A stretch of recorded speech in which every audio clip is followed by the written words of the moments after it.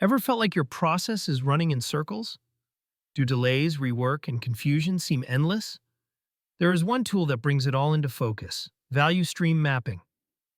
Welcome to the Lean Six Sigma world. In this video, we will show you how to create a value stream map step by step.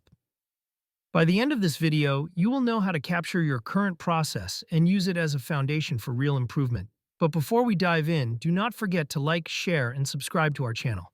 And hit that notification bell so that you never miss our power-packed videos. Let's get started. So here are the 7 easy steps that will help you to create the value stream mapping. Step 1. Define the scope. Before you begin, set clear boundaries. What process are you mapping? Where does it start and where does it end? Make sure your scope is focused and manageable. Step 2.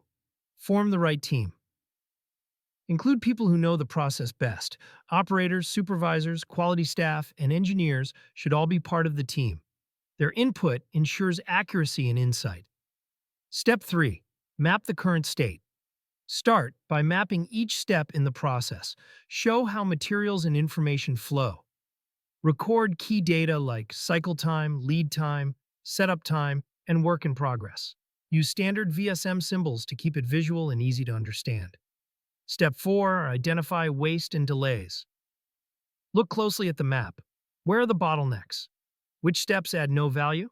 Mark areas with excess inventory, long wait times, or frequent errors. This is where improvement begins. Step 5. Calculate metrics.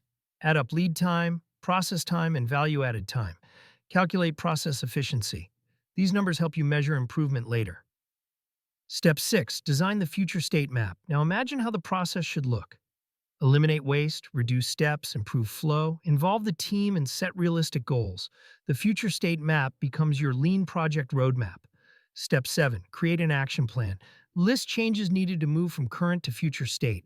Assign tasks, set deadlines, and track progress.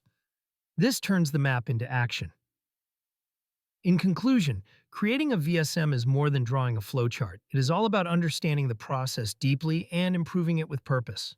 With the right steps, your VSM will lead to real measurable results.